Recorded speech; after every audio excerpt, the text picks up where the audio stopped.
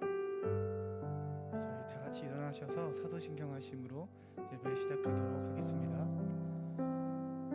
나는 전능하신 아버지 하나님 천지의 창조주를 믿습니다. 나는 그의 유일하신 아들 우리 주 예수 그리스도를 믿습니다.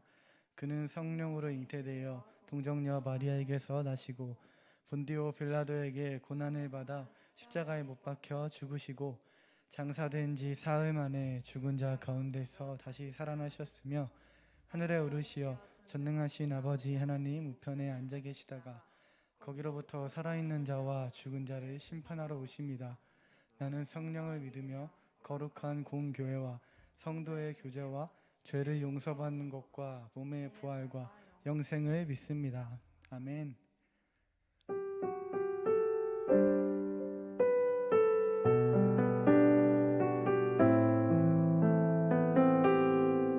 지금 이 시간 다 같이 나의 안에 거하라 같이 찬양하시겠습니다. 나의 안에 거하라.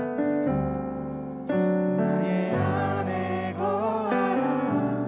나는 내 하나님이니 모든 환난 가운데 너를 지키는 자라.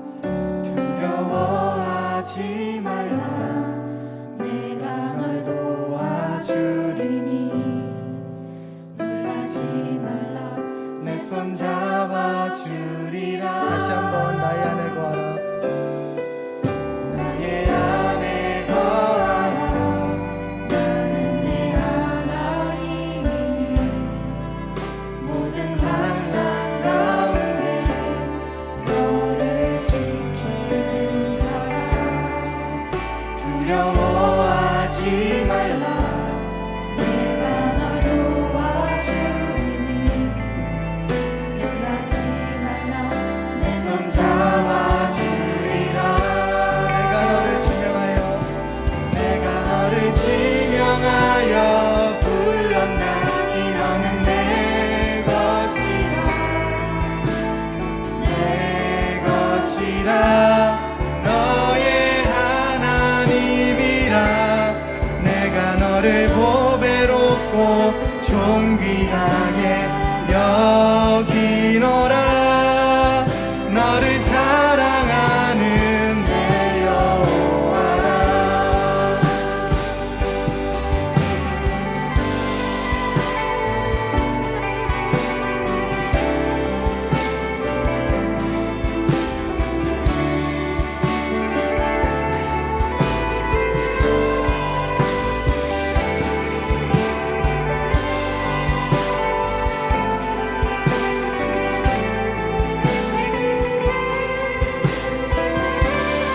다시 한번 처음부터 찬양하시겠습니다. 나의 안에 거하라. 나의 안에 거하라. 나는 내 하나님이니 모든 환난 가운데 너를 지키는 자라. 두려워하지 말라. 내가 널 도와주리니 놀라지 말라. 내 손 잡아주리라. 나의 안에 거하라. 나의 안에 거하라. 나는 내 하나님이니 모든 환난 가운데 너를 지키는 자라. 두려워하지 말라. 내가 널 도와주리니 놀라지 말라. 내 손 잡아주리라. 내가 너를 지명하여 불렀나니 내가 너를 지명하여 불렀나니 너는 내 것이라. 내 것이라. 너의 하나님이라. 내가 너를 보배롭고 존귀하게 여기노라. 너를 사랑하는 내 여호와라. 내가 너를 지명하여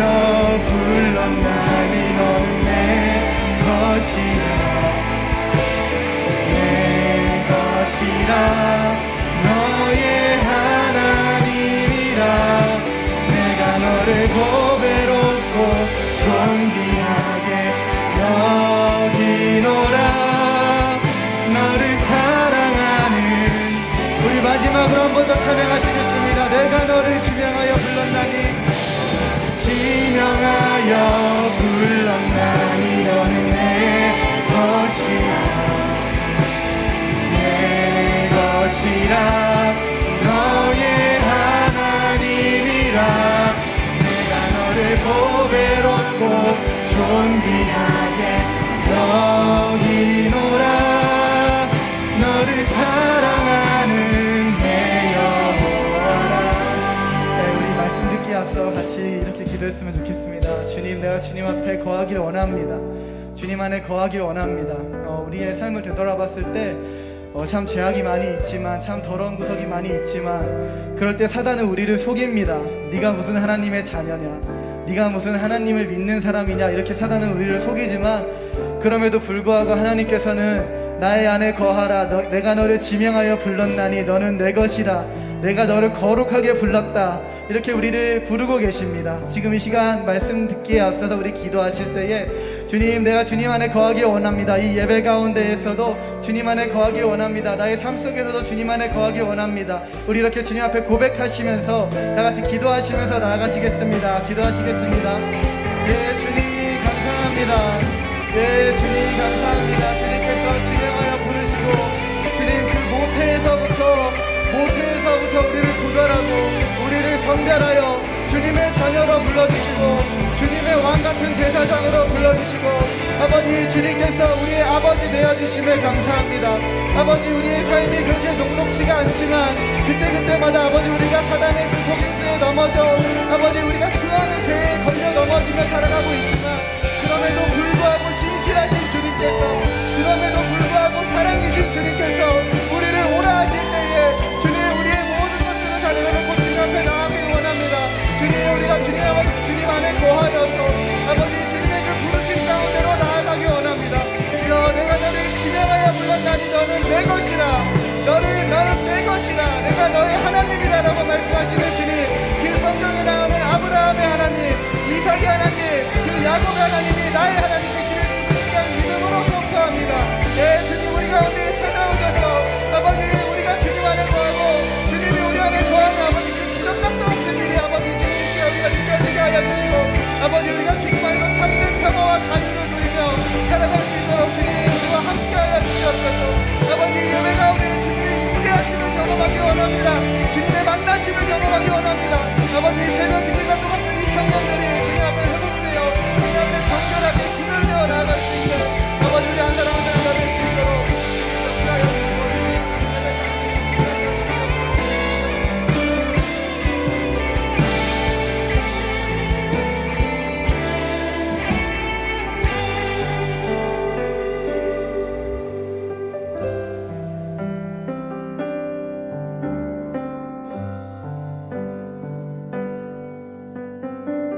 주가 보이신 생명의 기에 같이 찬양하시겠습니다.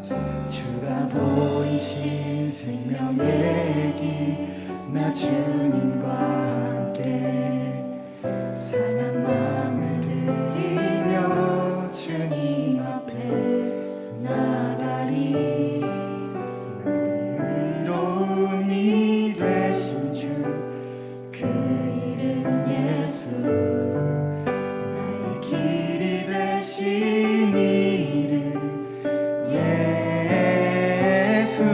주가 보이신 생명의 길, 주가 보이신 생명의 길, 나 주님과 함께 사랑 마음을 드리며 주님 앞에 나가리.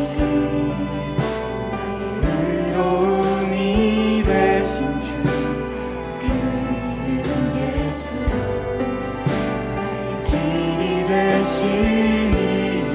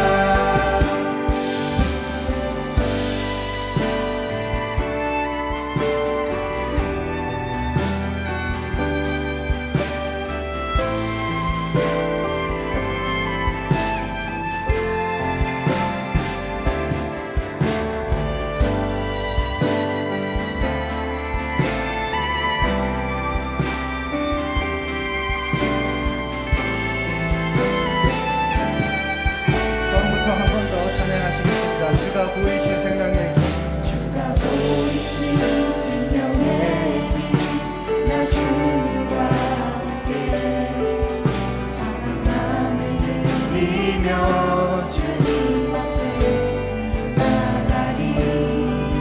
나의 의로움이 되신 주, 그 이름 예수. 길이 되신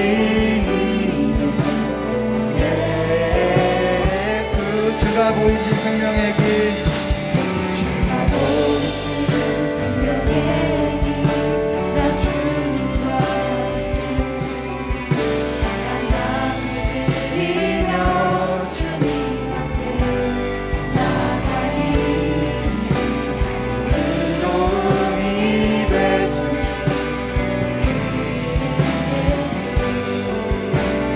길이 되신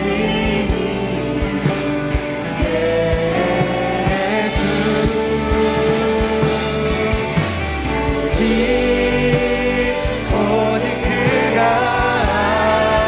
아시나니 나를 단련하신 후에 내가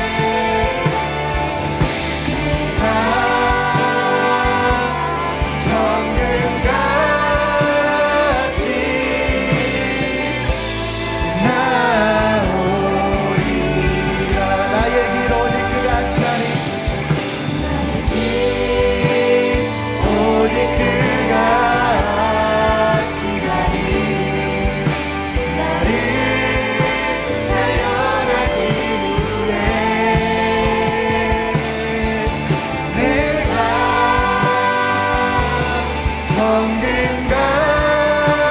정금같이 우리 한 번 더 찬양하시겠습니다. 나의 길 오직 그가 아시나니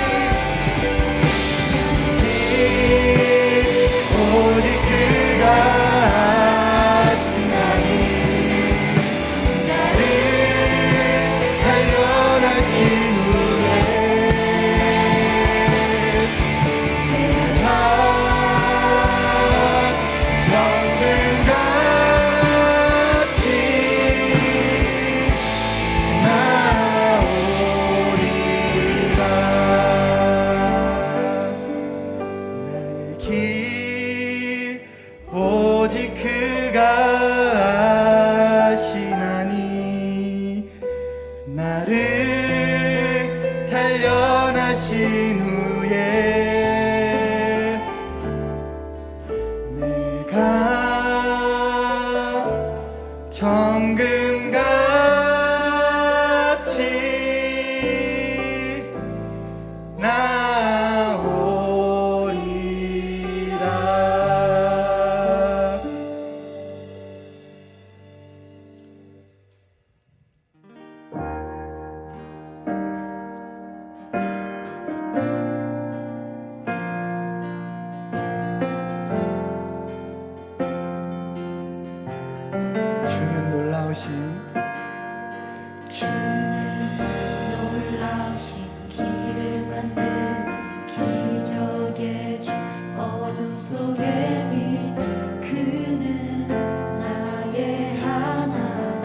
약속을 이루시는 분,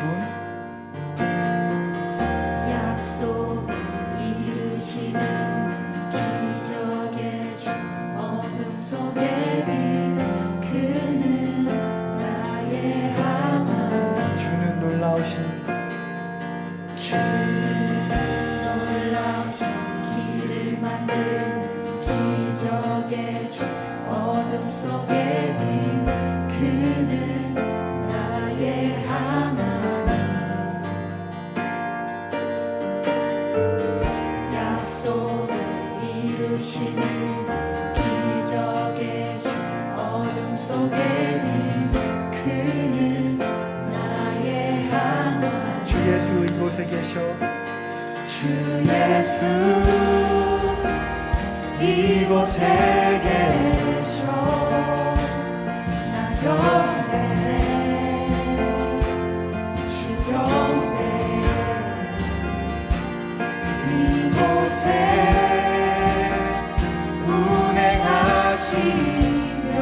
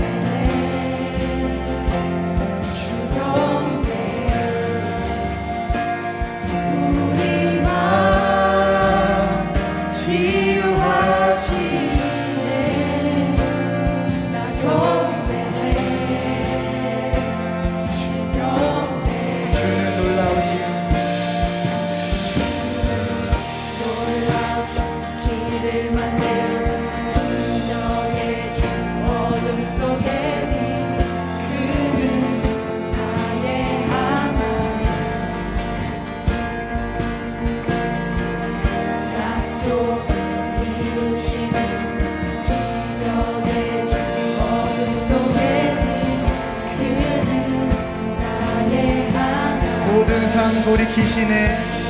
모든 삶 돌이키시네.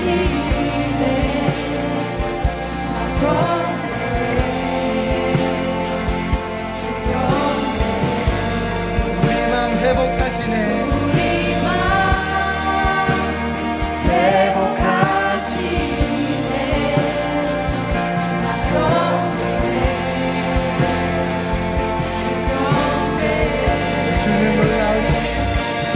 주는 놀라우신 길을 만든 기적의 어둠 속에 빛 그는 나의 하나님. 약속을 이루시는 기적의 어둠 속에 빛 그는 나의 하나님. 주는 놀라우신 길을 만든 기적의 어둠 속에 빛 그는 나의 하나님. 약속을 이루시는 기적의 어둠 속에 빛 그는 나의 하나님. 나의 하나님. 나의 하나님. 나의 하나님. 나의 하나님. 나의 하나님. 나의 하나님. 나의 하나님. 나의 하나님. 주의 하심 보이지 않아도 때론 느낄 수 없을 그때도 일하시네 주님. 주 절대로 멈추지 않네. 주의 하심 보이지 않아도 때론 느낄 수 없을 그때도 일하시네 주님. 주 절대로 멈추지 않네. 주의 하심 보이지 않아도 때론 느낄 수 없을 그때도 일하시네 주님. 주 절대로 멈추지 않네. 주의 하심 보이지 않아도 때론 느낄 수 없을 그때도 일하시네 주님. 주 절대로 멈추지 않네. 놀라우신 길을 만든 기적의 어둠 속에 빛 그는 나의 하나님. 약속을 이루시는 기적의 어둠 속에 빛 그는 나의 하나님.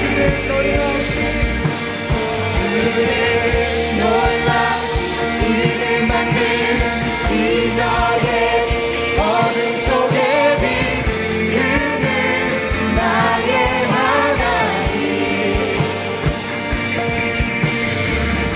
약속을 이루시는 기적의 어둠 속에 빛 그는 나의 하나님. 나의 하나님. 나의 하나님. 나의 하나님. 나의 하나님. 나의 하나님. 나의 하나님. 나의 하나님. 나의 하나님. 네, 우리 시간 말씀 듣기 앞서서 기도하실 때에 우리가 방금 찬양했던 이 찬양의 고백으로 우리가 같이 기도하면서 나아갔으면 좋겠습니다. 어둠 속에 빛을 내시고 모든 기적을 일으키시고 약속을 어기시지 않으시고 기필코 지키시는 그 주님이 나의 하나님이십니다. 그 하나님을 내가 지금 만나고 경험하길 원합니다. 이렇게 같이 고백하시면서 예배 자리 가운데 나가도록 하겠습니다. 기도하시겠습니다.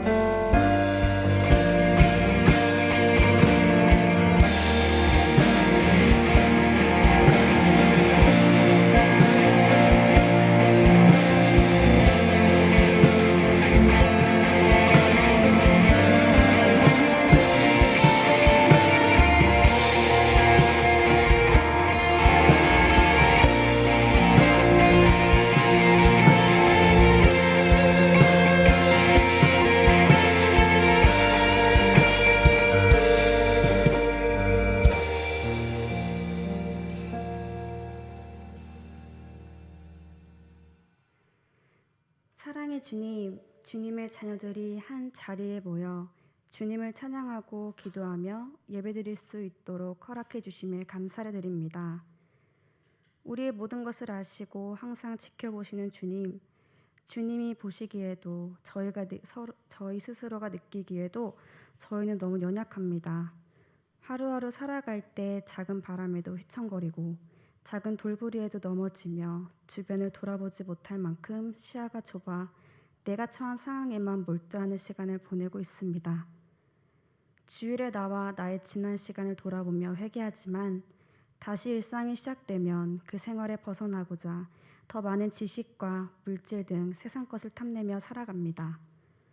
하지만 그것도 잠시뿐 그 어느 것도 나의 마음의 안정과 평온함을 줄 수 없음을 깨닫습니다. 수고하고 짐진 자들아 다 내게로 오라. 내가 너희를 쉬게 하리라. 나는 마음이 온유하고 겸손하니 나의 멍에를 메고 내게 배우라. 그리하면 너희 마음이 쉼을 얻으리니. 저희가 이 말씀을 알고만 있는 것이 아니라 우리가 가지고 있는 걱정, 근심을 주님께 내려놓고 쉼을 얻는 자가 되어 하루하루를 감사함으로 채워가는 청년들이 되게 도와주세요. 또한 세상의 지식을 탐내지 않고 말씀에 관심을 갖고 더 알아가길 원하며 말씀을 머릿속에 가슴속에 담아 어떤 시험이 와도 그것을 기억하여 이겨낼 수 있는 지혜로운 주님의 자녀가 되게 해주세요. 오늘은 어버이 주일입니다. 하나의 생명은 만들어지는 과정부터 이 세상에 나와 자라기까지 부모님의 많은 노력과 희생, 사랑이 필요합니다. 그러기에 우리는 부모님들을 공경해야 하는 것을 알지만 함께 지내는 것이 자연스러워 그것을 잊어버릴 때가 많고 이야기를 나누다 의도치 않게 부모님 가슴에 상처를 내기도 합니다. 그 모든 것을 당연하게 받아들이고 웃으며 우리를 토닥여주시는 부모님이지만 모든 것엔 당연한 것이 없고 내가 가진 마음과 사랑을 표현해야 부모님이 알 수 있다는 것을 깨닫길 원합니다. 함께 있을 수 있는 현재의 부모님을 공경하고 부모님을 위해 기도하며 사랑하는 마음을 표현하는 자녀들이 되게 해주세요. 다음 주는 새내기를 위한 성년식이 준비되어 있습니다. 자신의 삶을 책임질 수 있는 청년이 된 만큼 스스로 선택해야 하는 상황이 자주 올 것입니다. 그 모든 선택 가운데 자신의 뜻이 아닌 주님의 뜻을 구하여 선택할 수 있도록 도와주시고 세상의 유혹과 시험이 몰려와 견디기 어려운 상황이 와도 이 모든 것을 알고 계시며 항상 손을 뻗어 기다려주시는 주님을 알고 주님께 의지하는 친구들이 되길 간절히 원합니다.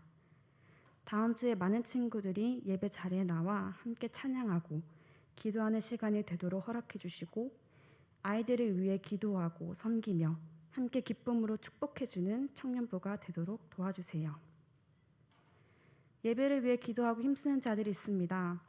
예배 시간 전에 일찍 나와 준비하고 찬양 시간에 온전히 집중할 수 있도록 도와주는 예배팀, 코로나로 인해 가정에서 예배드리는 자들과 교회에 나와 예배를 드리는 청년들이 말씀에 집중할 수 있도록 진행해주는 방송팀, 그리고 청년부에서 진행하는 모든 일을 준비하고 고민하며 한 사람도 놓치지 않기 위해 노력하는 임원들, 이 모든 사람 한 사람 한 사람을 축복해 주시고 모든 진행에 있어 각 사람의 생각이 아닌 주님께서 주시는 지혜로 나아가는 모두가 되게 도와주세요.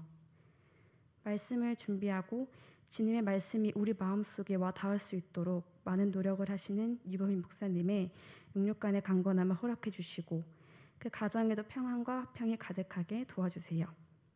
오늘 이 자리에 나온 모든 청년들의 마음을 어루만져 주시고 은혜를 가득 부어주실 주님을 믿으며 우리를 언제나 사랑하시는 우리 주 예수 그리스도의 이름으로 기도드립니다. 아멘.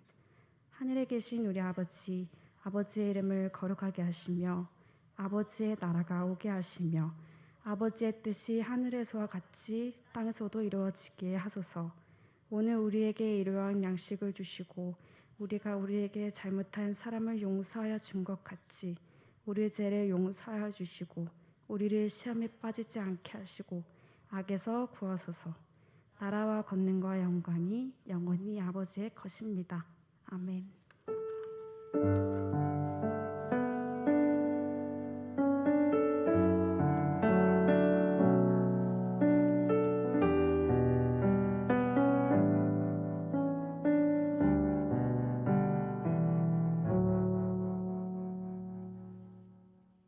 하나님의 말씀은 구약성경 사무엘상 14장 1절부터 23절까지의 말씀입니다.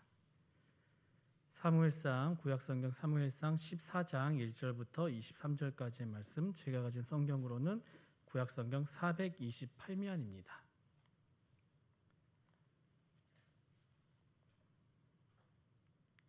사무엘상 14장 1절부터 23절까지의 말씀 한 절씩 교독하신 후에 마지막 23절은 함께 읽도록 하겠습니다. 하루는 사울의 아들 요나단이 자기의 무기를 든 소년에게 이르되 우리가 건너편 블레셋 사람들을 부대로 건너가자 하고 그의 아버지에게는 아뢰지 아니하였더라.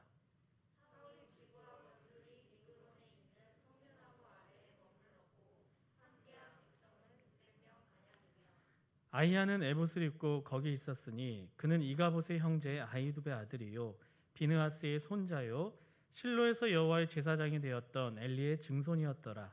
백성은 요나단이 간 줄을 알지 못하니라.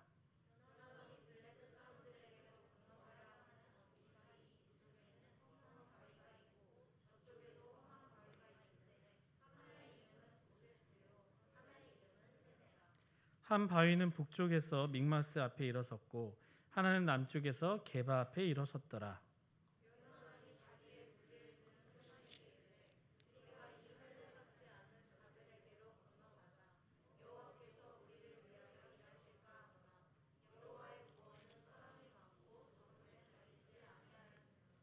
무기를 든 자가 그에게 이르되 당신의 마음에 있는 대로 다 행하여 앞서가소서. 내가 당신과 마음을 같이하여 따르리이다.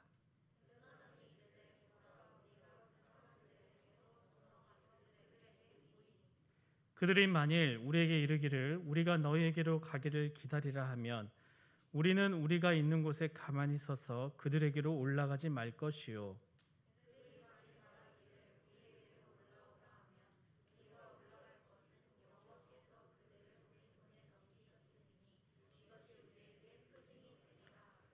둘이 다 블레셋 사람들에게 보임에 블레셋 사람이 이르되 보라 히브리 사람이 그들이 숨었던 구멍에서 나온다 하고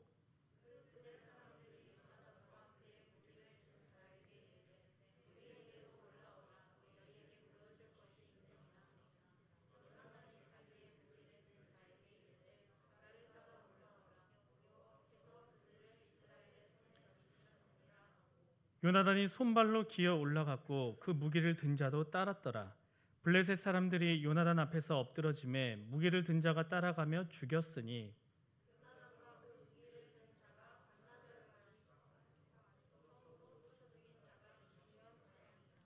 들에 있는 진영과 모든 백성들이 공포에 떨었고 부대와 노략군들도 떨었으며 땅도 진동하였으니 이는 큰 떨림이었더라.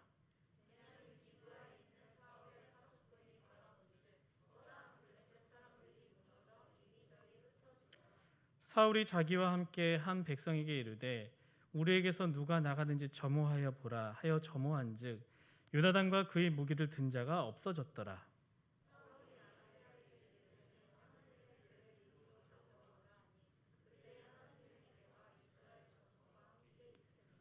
사울이 제사장에게 말할 때에 블레셋 사람들의 진영에 소동이 점점 더한지라. 사울이 제사장에게 이르되 내 손을 거두라 하고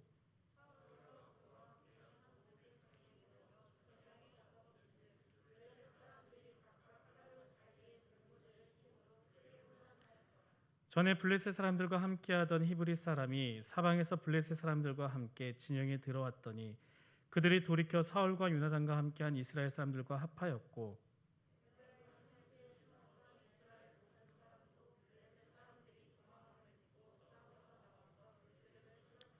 함께 읽겠습니다.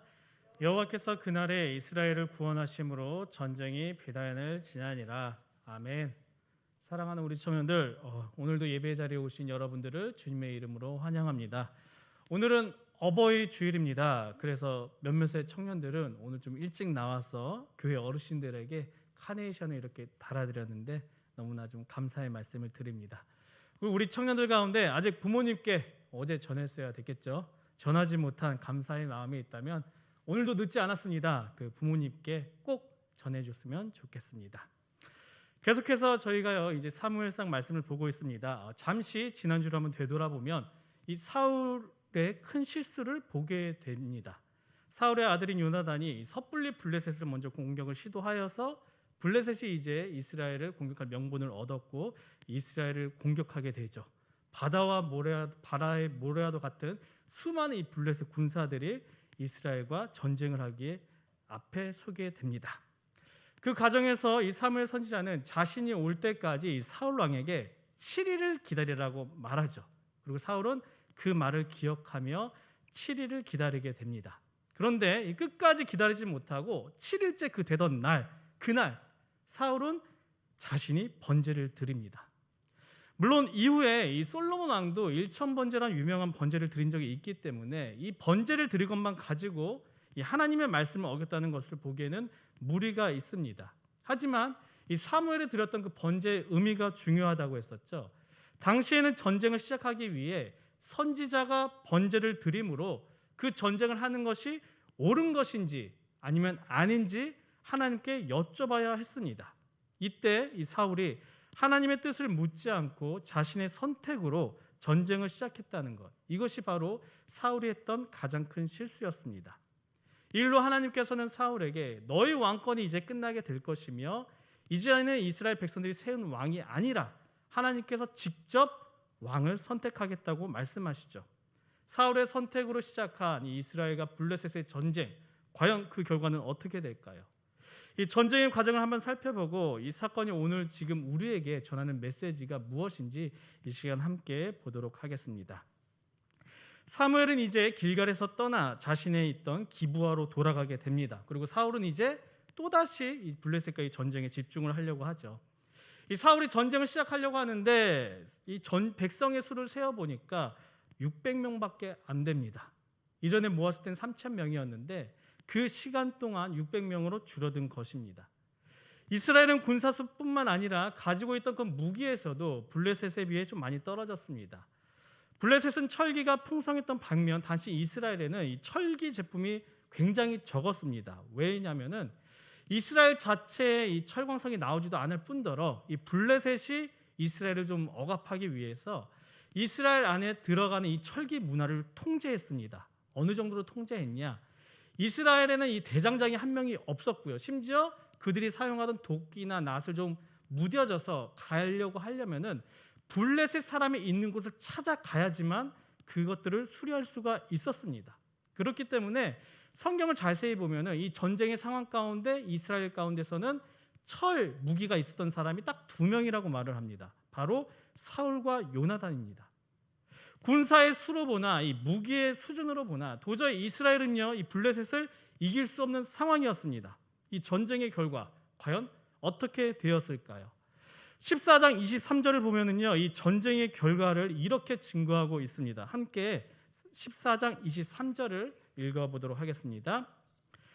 여호와께서 그날에 이스라엘을 구원하심으로 전쟁이 베다엔을 지나니라. 도저히 이스라엘이 이길 수 없는 전쟁을 하나님께서 함께 하셔서 이 블레셋을 이기게 하십니다. 23절 이 구절을 보면은요 주어가 누구이죠? 여호와께서입니다. 여호와께서 도저히 이길 수 없는 이 상황에 놓여 있는 이스라엘을 이기게 하신 것입니다. 한번 뒤돌아보면요 이스라엘 백성들이 그동안 치루었던 수많았던 그 전쟁들 대부분 칼과 무기로 싸워서 승리한 전쟁이 아니었습니다. 하나님께서 함께 하시면 그 전쟁에서 이길 수 있었고 하나님께서 함께 하시지 않고 이들이 하나님께 집중하지 않았을 때에 그 전쟁은 이길 수 없었습니다. 그렇다면 하나님께서 이 블레셋과 이스라엘 전쟁 어떻게 승리로 이끄셨는지 한번 보도록 할 텐데, 그 중심에는 요나단이 있었습니다. 모든 부분이 이스라엘에게 아무리 봐도 불리하게 돌아가는 이 상황을 좀 깨보기 위해서 요나단이 하나의 작전을 세웁니다. 자기와 달랑 한 명의 용사를 데리고 적진으로 향하는 것입니다. 용기일까요? 무모함일까요? 아니면 신앙에서 나온 믿음일까요? 본문 6절은요, 그 장면을 이렇게 설명하고 있습니다. 본문 6절 우리가 함께 좀 읽어보도록 하겠습니다. 요나단이 자기의 무기를 든 소년에게 이르되 우리가 이 할례 받지 않은 자들에게로 건너가자. 여호와께서 우리를 위하여 일하실까 하노라. 여호와의 구원은 사람이 많고 적음에 달리지 아니하였느니라. 분명 여기서 어찌 보면 너무나 무모할 정도로 요나단이 행동할 수 있었던 것은 이 본문 6절을 볼 때 신앙에서 나온 행동입니다.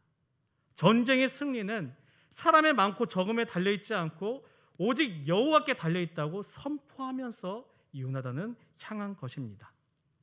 지난주에 나왔던 것처럼 어떻게 본다면요, 이 블레셋과의 전쟁의 계기는요, 요나단의 무모함으로부터 시작이 된 것이었습니다.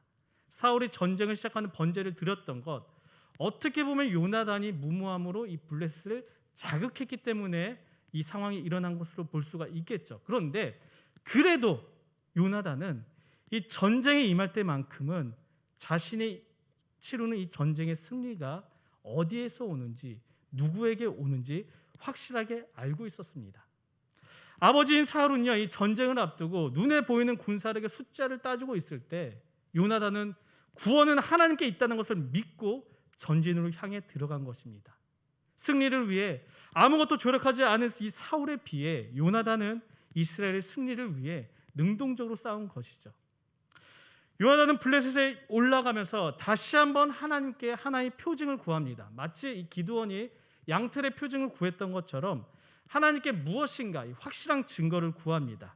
철저하게 자신의 의지로 움직인 것이 아니라 이제는 좀 하나님께 질문하면서 계속 움직이고 있는 것이죠. 어떤 표징을 구했냐? 요나단이 블레셋에 다가가면서 이 블레셋 군사들이 요나단을 발견하게 되겠죠. 그때 이 군사들이 요나단을 보면서 있는 쪽으로 내려온다. 그러면 더 이상 전진하지 않고 후퇴할 생각으로 받아들였습니다.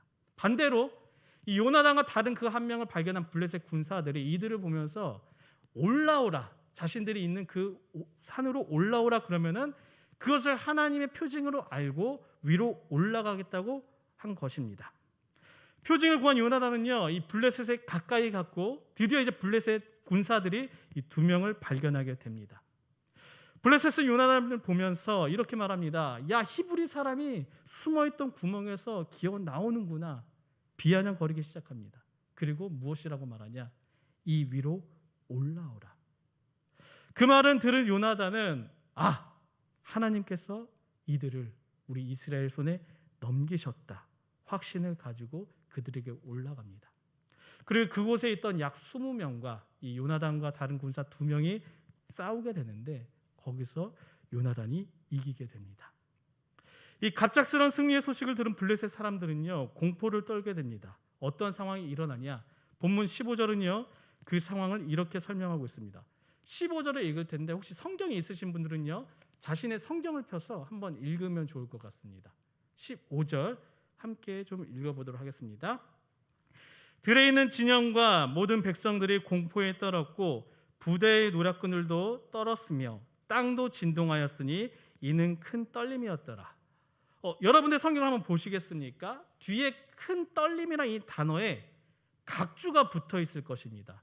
1하고 가로. 물론 없는 성경도 있을 수가 있었는데 대부분 성경이 이 각주가 붙어 있을 텐데 그 1하고 가로 밑에 뭐라고 써 있죠? 하나님이 떨리게 하심이었더라. 이 말이 무엇이냐? 하나님께서 요나단과 함께하면서 승리하게 하셨고 그 승리로 어떻게 보면 20명을 이긴 그 군사 자체가 많지는 않지만 블레셋 전체가 진동하며 공포에 떨게 되었다는 것입니다. 블레셋이 공포에 떠는 이 소리를 이 멀리 있던 사울의 진영도 듣게 됩니다. 사울은 궁금해하죠. 이 도대체 무슨 일인가? 그러면서 사울은요 즉시 자신들의 진영 가운데 군사들을 한번 확인해 보라 명령합니다. 확인을 해보니까 2명의 군사가 비는 것을 알게 되죠. 누가 빈 것이죠? 요나단과 다른 군사 1명입니다. 그러자 사울은 당장 제사장 아이야에게 하나님의 궤를 가져오라 이렇게 명령합니다.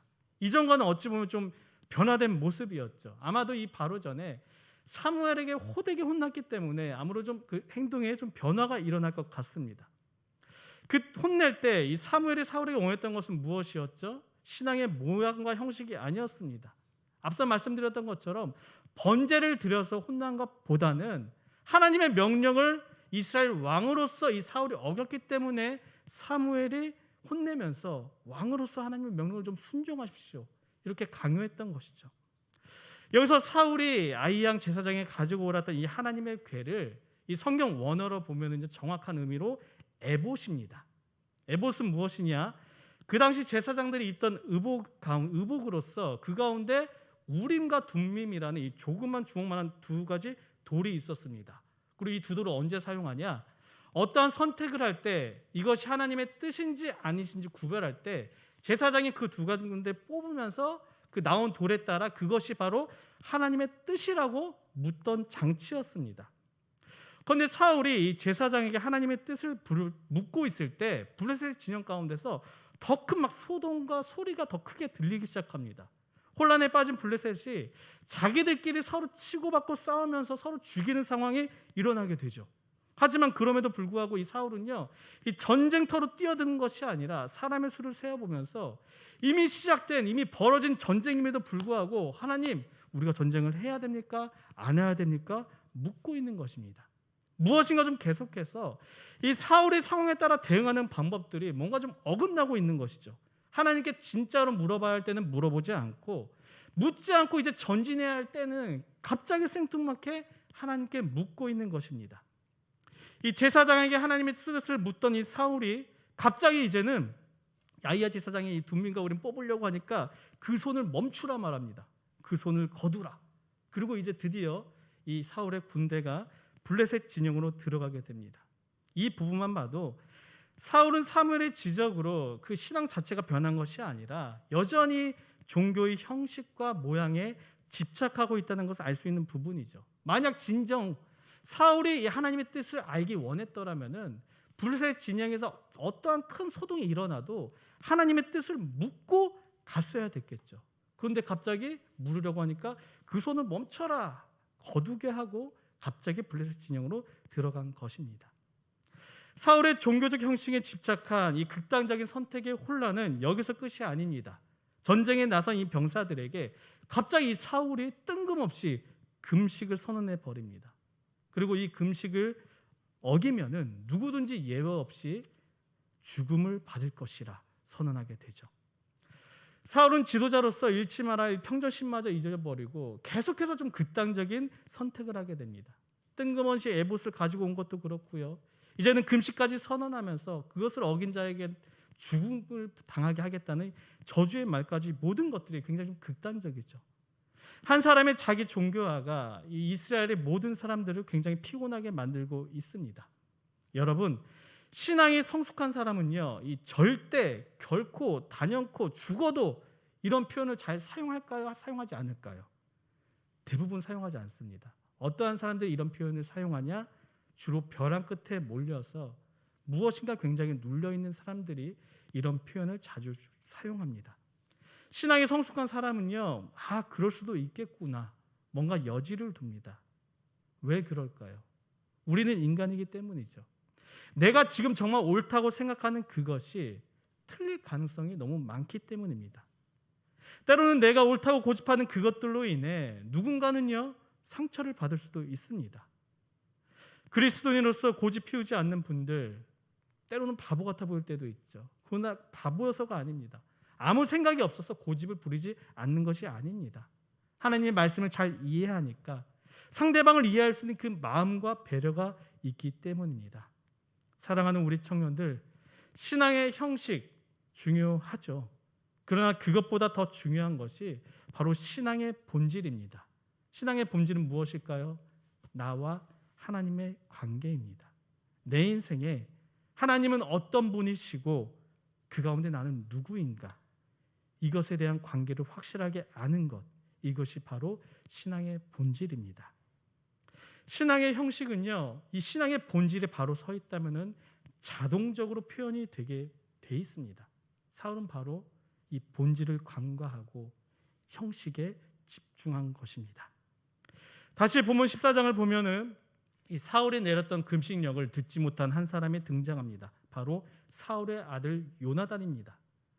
요나단은 너무나 배가 고파서 이 벌집에 있는 꿀을 찍어 먹고 눈이 밝아지게 됩니다. 이 전쟁에서 오던 피곤함이 이 꿀을 먹음으로써 정말 싹 가시는 듯 했습니다. 그러자 요나단을 보고 있던 군사 한 명이 그에게 이렇게 말합니다. 큰일 났습니다. 당신의 부친이 음식물을 먹는 사람은 저주를 받는다고 말했습니다. 그 말을 듣고 이 요나단은 무엇이라고 말하냐? 이렇게 말합니다. 29절과 30절 우리 함께 좀 읽어볼까요?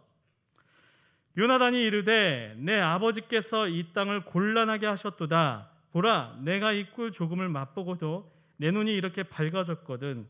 하물며 백성이 오늘 그 대적에게서 탈취하여 얻은 것을 임으로 먹었더라면 블레셋 사람을 살육함이 더욱 많지 아니하였겠느냐. 사울의 무모한 금식력이 이 아들이 왕인 아버지를 원망하게 하는 상황까지 이끌며 이스라엘의 군사들이 전쟁에서 더 힘을 내야 되는데 그 힘마저 못 내게 만들고 있습니다. 그리고 이것이 전부가 아닙니다. 이 사울의 금식력이 어떠한 일까지 일어나게 만드냐? 이 32절을 볼까요? 한번 32절 제가 읽겠습니다. 백성이 이에 탈취한 물건에 달려가서 양과 소와 송아지들을 끌어다가 그것을 땅에서 잡아 피채 먹었더니, 군사가 전쟁 가운데 금식을 하다 보니 거의 이성을 잃는 수준까지 다다르게 됩니다. 분명 유대인의 율법에는요, 피채 먹지 말라는 강력한 하나님의 말씀의 명령이 있습니다. 그런데 이 금식령으로 인해 이 군사 한 공동체 전체가 그 소와 양과 이 모든 것들을 끌어다가 그 피채 먹는, 공동체적으로 하나님의 말씀을 어기게 되는 것이죠. 이 사울 한 명의 지도자의 극단적인 선택이 계속해서 어찌 보면은 너무나 좋지 않은 결과를 만들어내고 있습니다. 사울은 그제서야 이제 좀 늦었지만 제단을 쌓습니다. 35절 제가 읽어볼게요. 사울이 여호와를 위하여 제단을 쌓았으니 이는 그가 여호와를 위하여 처음 쌓은 제단이었더라. 그동안 자신에게 무너져 있던 이 참된 예배를 세우기 위해 처음으로 사울은 제단을 쌓습니다. 그리고 사울은 제단을 쌓은 후 계속해서 이 블레셋과의 전쟁을 이어갔습니다. 그리고 사울이 다시 한번 하나님께 묻습니다. 하나님, 이 블레셋을 추격할까요? 참 신기하죠. 사울이 제단까지 쌓았습니다. 그리고 전쟁 가운데서도 다시금 하나님께 물었습니다. 그런데 하나님께서는 침묵을 하십니다. 왜 침묵하실까요? 그 다음 이 사울의 행동을 보면 그 이유를 잘 알 수가 있습니다. 사울은 하나님께서 침묵하시자 다시 한번 극단적인 발언을 합니다. 어떤 발언이냐? 하나님께서 침묵하신 데는 분명히 이유가 있을 거야. 우리 안에 그 이유가 있을 거야. 그러면서 누구에게 그 원인이 있는지 제비를 뽑자 말합니다. 자신과 아들이 한 무리로, 그리고 다른 이 지휘관들이 한 무리로 해서 또다시 우림과 둠빔을 사용하여서 제비를 뽑는데 누가 뽑혔을까요? 사울과 요나단이 뽑혔습니다. 여기서 좀 멈췄으면 좋았을 뻔했는데 또다시 사울은요, 자신과 요나단 사이에 제비를 뽑습니다. 그리고 요나단이 뽑힙니다. 사울이 분노하며 요나단을 추궁합니다. 도대체 무슨 짓을 한 것이냐? 아버지 사울의 추궁에 요나단이 이 사실대로 말하죠. 들고 있던 막대기로 꿀을 조금 찍어 먹었습니다. 그것이 전부입니다. 그런데 제가 아버님께서 말씀하셨던 그 이유 하나만으로 죽음을 당해야 됩니까? 사울은 자기 의에 매여 그 명령을 철회하지 않습니다. 그리고 실제로 이 요나단을 죽이라 명령하죠. 하나님과의 관계가 바로 서지 않고 형태를 중요시한 종교화된 인간의 무서움이 얼마나 두려운 건지, 얼마나 옳지 않은지 드러낸 장면입니다. 그런데 이 사람들이 요나단을 죽이려 할 때 그 죽음을 누가 맞냐? 이스라엘 백성들이 가로막습니다. 백성들의 요구에 의해서 세워진 왕, 그 사람이 바로 사울입니다. 그런데 신기하죠. 이 사울 왕의 명령을 누가 막냐? 백성들이 막고 있는 것입니다. 그만큼 이제 사울이 왕으로서 점점 몰락하고 있다는 것을 의미하는 것이죠. 결론입니다. 그렇다면 오늘 본문 이 전쟁의 사건이 지금 우리 가운데 주는 메시지는 무엇일까요? 본문을 보면 하나님께서 이 어찌 보면 요나단의 실수를 통하여서 계속해서 이 사울의 왕으로서의 몰락을 보여줍니다. 우리가 집중해야 할 것은 요나단의 이 활약이 아닙니다. 집중해야 할 것은 사울의 몰락입니다. 사울의 일평생 가장 중요했던 일에 대해 본문의 마지막 절인 52절은 이렇게 설명하고 있습니다. 함께 좀 읽어볼까요? 사울이 사는 날 동안에 블레셋 사람과 큰 싸움이 있었으므로 사울이 힘센 사람이나 용감한 사람을 보면 그들을 불러 모았더라. 14장 맨 마지막 절이 이것입니다. 근데 14장 6절을 보면은요, 가장 시작 부분을 무엇으로 시작하냐? 요나단의 고백으로 시작합니다. 전쟁의 승리는 사람에게 있는 것이 아니라 하나님께 있는 것입니다. 14장 마지막 절은요, 이 사울의 무엇에 집중한 일, 힘센 사람들을 불러 모았다는 그 일로 강조하면서 대조하고 있는 것입니다. 여러분, 이 세상에서 우리는 그리스도인입니다. 그리스도인으로서 수많은 일상 가운데 전쟁을 만나게 될 것입니다. 예배가 끝나고 문을 열고 나가는 그 순간 여러분들 눈앞에는 예상치 못한 수많은 일들이 일어날 것입니다. 그 가운데 우리가 이겨낼 수 있는 것, 승리할 수 있는 것 어디에 있다고 생각하십니까? 오늘 본문은 오직 하나님께만 있다고 증거하고 있습니다. 요나단의 실수를 통하여 사울의 약점이 드러났던 것처럼 우리 가운데 굉장히 가장 큰 문제가 하나 있죠.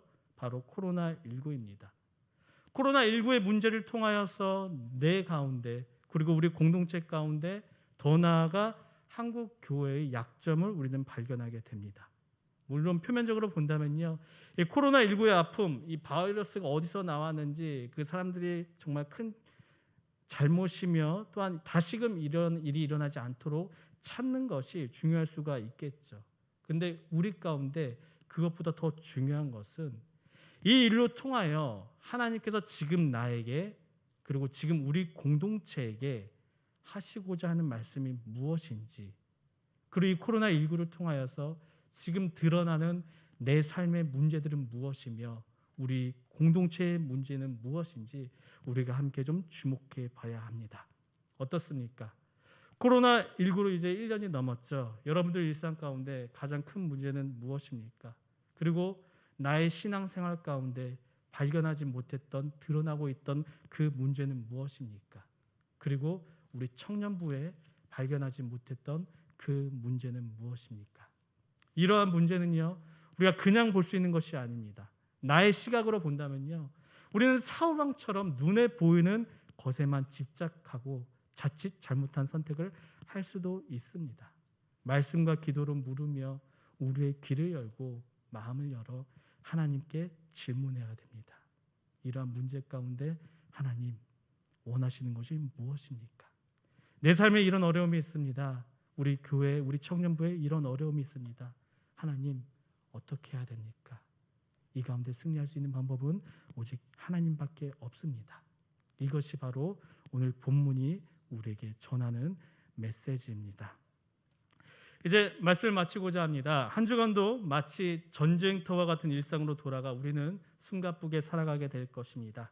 그 가운데 사울이 용사를 모으듯 내가 정말 유리해 보이는 것들을 채우느라 너무 힘 빼시지 마시고, 정말 이 요나단이 했던 고백, 오직 전쟁의 승리는 사람의 수에 달려있는 것이 아니라 하나님께 달려있다는 이 고백이 우리의 마음과 우리의 일상의 고백이 되길 간절히 바랍니다. 이미 내 안에 너무나 익숙한 이 살과 같은 모습이 있을 것입니다. 한번 두드려 보십시오. 한번 노력해 보십시오. 100개 가운데 단 하나라도 바꾸기 위해 움직여 보십시오. 그때 성령님께서 함께 하시며 우리의 삶 가운데, 우리의 신앙 가운데 변화를 일으켜 주실 줄 믿습니다. 이 시간 이 찬양을 함께 고백하며 선언하며 나아가기 원합니다. 세상의 유혹 시험이 내게 몰려올지라도 그 가운데 승리는 오직 하나님께 있습니다.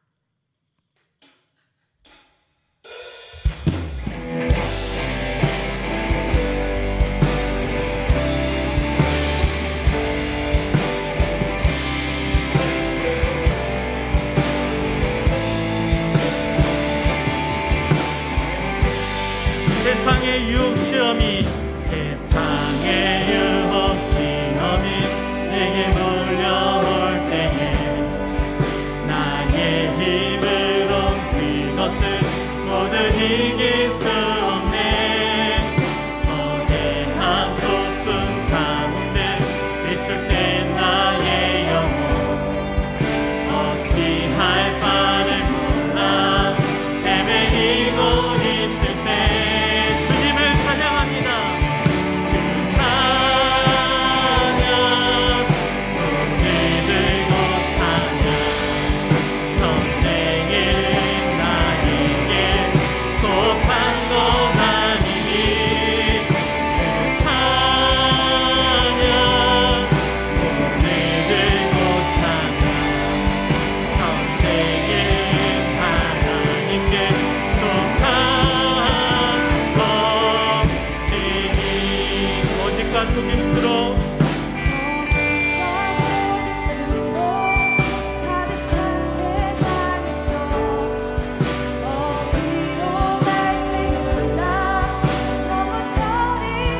공중의 권세 잡은 자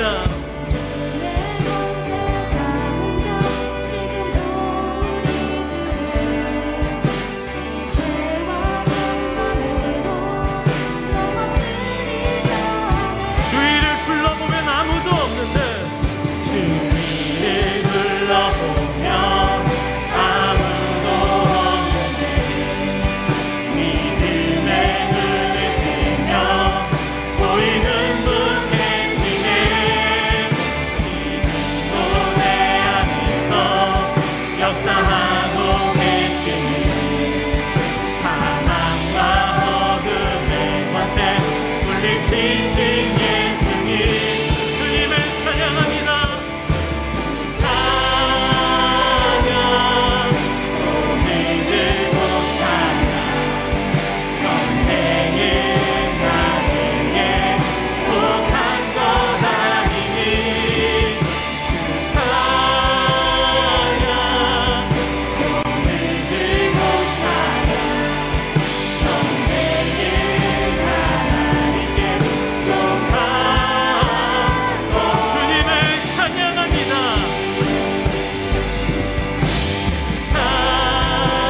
찬양 손을 들고 찬양 전쟁은 나에게 속한 것 아니니 찬양 손을 들고 찬양 전쟁은 하나님께 속한 것이 승리하였네. 어린 양의 보혈로 승리하였네.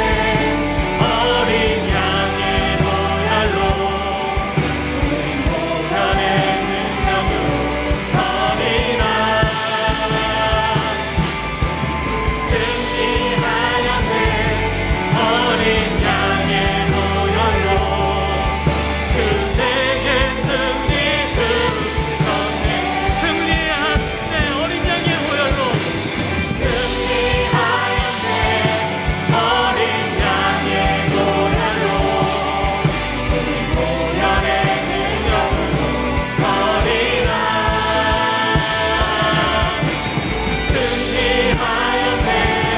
어린 양의 보혈로 주 내게 승리 주님께서 우리에게 승리를 주실 것입니다. 주 내게 승리 주 내게 승리를 주십니다. 주 내게 승리 주셨네. 이 시간 말씀을 기억하며 함께 기도하며 나아가기 원합니다.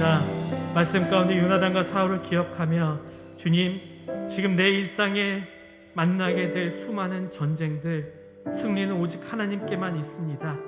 특별히 코로나19로 인해 발견된 우리의 신앙의 문제점이 있다면은 그것의 답을 또한 그것을 고치기 위해 온전히 하나님께 다시 매달리게 하여 주시옵소서. 한 주간도 내 힘으로가 아니라 주님의 보혈로서 주님의 함께함으로 승리케 해달라고 이 시간 함께 기도하며 나아가겠습니다. 사랑하는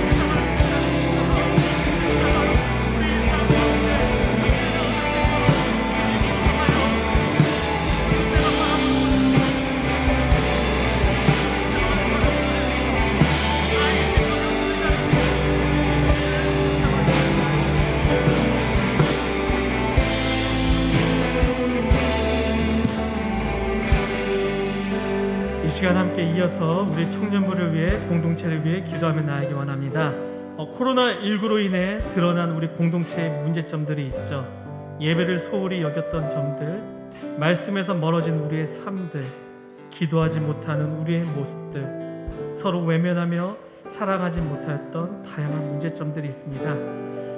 이 문제점들을 우리가 보길 원하며, 그리고 이것을 고치기 위해 하나님께 더욱 매달리며 다시금 예배에 집중하는 우리 공동체가 되게 하여 주시옵소서. 특별히 예배가 마치고 이제 온라인 순모임을 가집니다. 이 온라인 순모임을 통하여서 서로가 신앙의 삼겹줄이 되게 하여 주시사, 이 모임을 통하여서 더욱더 서로를 위해 기도하게 하여 주시고, 특별히 이끌어가는 6명의 순장들에게 지혜와 능력을 더해 달라고 이 시간 함께 기도하며 나아가겠습니다.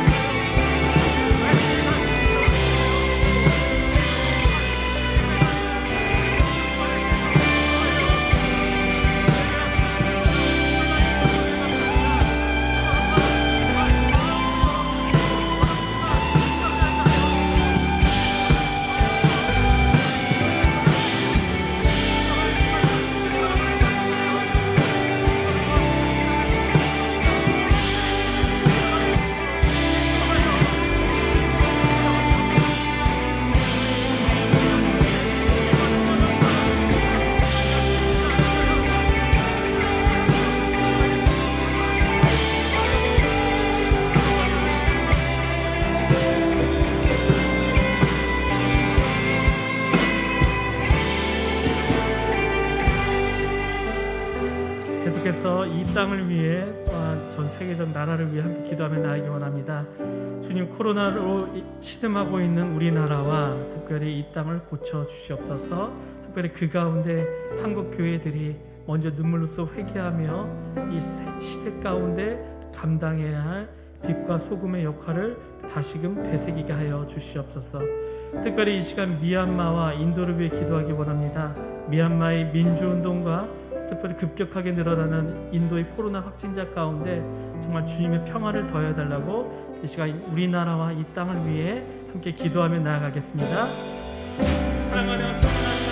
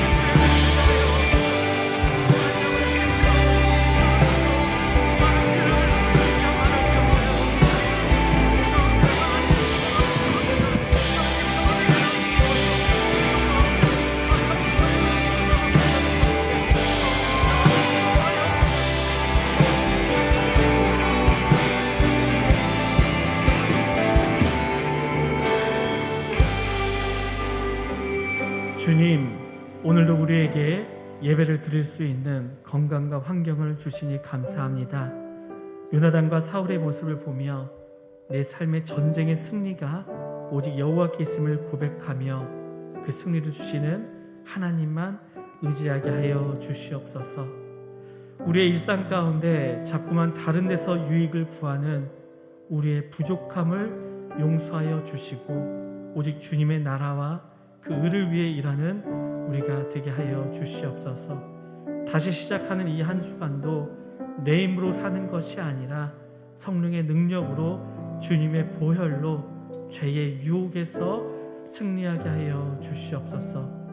주님, 우리 공동체에 참 많은 연약함이 있습니다. 예배를 소홀히 했습니다. 말씀을 멀리 했습니다. 기도하기를 쉬었습니다. 우리 공동체를 긍휼히 여기사 이제는 변화하고자 하는 이곳에 모인 예배자들에게 마땅히 변화를 일으킬 만한 능력을 더하여 주시옵소서.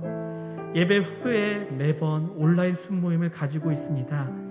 이끌어가고 있는 순장과 함께하는 순원들에게 성령님 함께하여 주시사 모임을 통하여서 예수님의 사랑을 느끼며 서로가 붙잡아 주는 신앙의 동역자가 되게 하여 주시옵소서. 코로나로 인해 아파하고 있는 우리나라와 인도에 성령님 위로를 더하여 주시고 수많은 사람들의 피로 신음하고 있는 미얀마 가운데서도 주님 평화를 내려 주시옵소서. 이 모든 말씀 살아계신 우리 주 예수 그리스도의 이름으로 간절히 기도드리옵나이다. 아멘.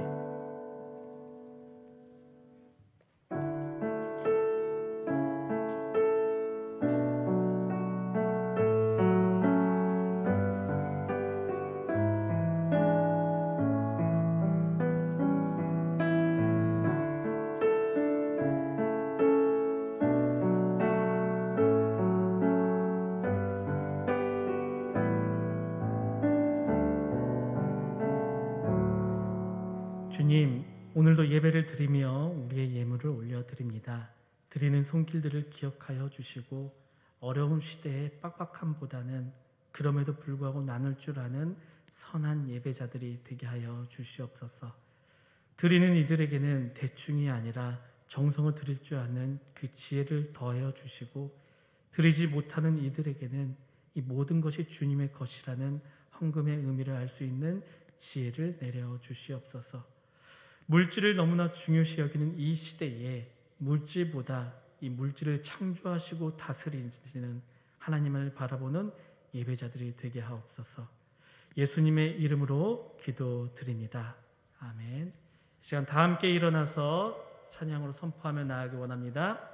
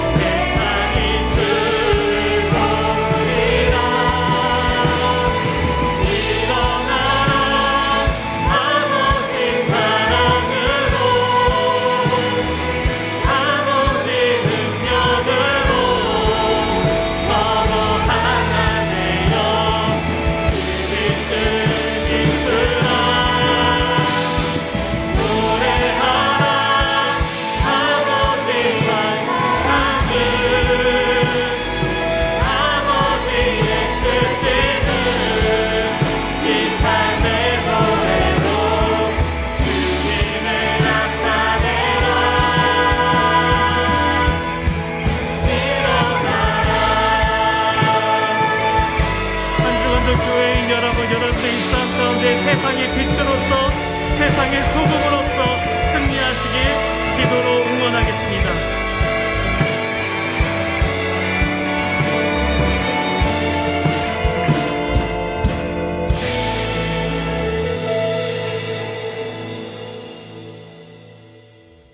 이제는 우리를 하나님의 자녀 삼기 위해 이 땅에 오신 예수 그리스도의 은혜와 오늘도 우리에게 제사보다 순종을 원하시는 하나님의 사랑과 부족한 우리에게 능력을 주시는 성령님의 함께하심이 한 주간도 만나게 될 일상의 전쟁 가운데 오직 승리는 하나님께만 있음을 기억하며 주님의 보혈로 승리를 다짐하는 이곳에 모인 예배자들을 위해, 그들의 학업과 직장과 가정 위에, 그리고 우리 신바람 공동체 위에 이제부터 영원까지 함께 하시기를 간절히 축원하옵나이다.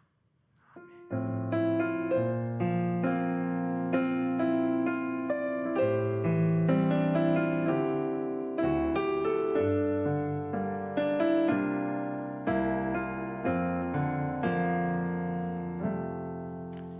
총무님 나오셔서 광고 있겠습니다. 샬롬, 안녕하십니까. 바로 광고 시작하도록 하겠습니다. 네, 예배를 위한 기도회가 매주 주일 1시 10분이나 15분부터 1시 한 20분까지 이 자리에서 있으니까 다들 예배 전에 함께 기도하고 싶으신 분들은 다 같이 오셔서 네, 같이 기도할 수 있으면 너무나 좋을 것 같습니다. 네, 온라인 순모임 저희 끝나자마자 바로 순모임 있을 예정이거든요. 근데 이게 그냥 이렇게 뿔뿔이 여기 교회 안에서 흩어지셔서 하셔도 상관없으시거든요. 그러니까 이렇게 다들 도망가지 마시고, 혹시 내가 순이 어딘지 모른다, 이렇게 잘 모른다 하시는 분들은 뭐 저나 이제 임원분들이나 목사님께 찾아가시면 이렇게 친절하게 알려드릴 테니까 이렇게 네, 와주시면 감사하겠습니다. 네, 성경필사 벌써 이렇게 네, 많은 분들이 하고 계신데요. 그리고 이제 4탄도 벌써 끝난 친구가 있어요. 네, 영재라고 네, 있는데 한번 일어나 주세요. 네, 건방지군요. 네, 하여튼 저 친구가 이제 시편을 다 썼어요. 그래서 이제 또 아마 다음 걸 나갈 텐데, 네, 하여튼 이렇게 다들 열심히 하고 있으니까 혹시 내가 성경필사에 같이 하고 싶다, 뭔가 해보고 싶으신 분들은 네, 바로 이제 바람이나 뭐 저희에게 또 알려주시면 네, 바로 이렇게 책도 보내드릴 테니까 네, 다들 많이 신청해 주세요. 알겠지, 유연아? 그래. 네, 좋습니다. 네, 그리고 큐티 5월호도 네, 저희가 이렇게 신청해 주시면 네, 무료로 배송해 드리니까 많이들 신청 바라겠고요. 네, 목사님께서 야심차게 준비한 드라이브 신방, 여태까지 아직까지 신청자가 한 명도 없다는 사실. 네, 네, 5월까지 안 하면 아마 폐지할 것 같으니까 다들 이렇게 한 번씩 부탁해 주시고요. 이렇게 뭐 이렇게 밥 한 끼 하고 싶다, 커피 한 잔 하고 싶다, 커피 한 잔 하고 싶은데 뭔가 돈이 없다, 이런 분들은 목사님께 네, 많은 신청 부탁드리겠습니다. 네. 네, 다음 주에 그리고 다음 주 주일 날은 이제 성인이 된 이제 20살이 된 새내기들을 위한 성년식이 있을 예정인데, 다들 이제 친구들이 혹시 보고 있다면 꼭 많이 와주면 좋겠어요. 그리고 많은 기도와 관심 부탁드리겠습니다. 네, 그리고 네, 이게 저희가 네이버 밴드가 또 이렇게 있거든요. 그래서 이제 저희가 이번 주부터 오늘 찬양할 거를 그러니까 토요일 날에 미리 업로드를 해드려요. 그러니까 이제 모르는 찬양들이나 네, 그런 게 있으면은 미리 듣고 오면 좋으니까 네, 그렇게 저희가 이제 밴드를 좀 활성화시킬 예정인데, 만약에 내가 밴드가 모른다, 이 링크가 없다 하시는 분들은 저희가 이렇게 또 바람위로 보내드리거나 모르시는 분들을 알려주시면 저희가 이렇게 바로바로 또 이렇게 알려드릴 테니까 많은 관심 부탁드립니다. 그리고 저희가 2주 전에 회복 예배를 했는데 그때 선물을 나눠드렸어요. 근데 그때 못 오신 분들은 오늘까지 이제 선물을 나눠드릴 테니까 나가실 때 이제 뭐 예은이랑 다영이한테 네, 받아가 주시면 감사할 것 같습니다. 네, 다들 한 주간도 열심히 사시고 날도 갑자기 날이 살살해졌는데 코로나 조심하시고 네, 꽃놀이 말고 다들 일 열심히 하시고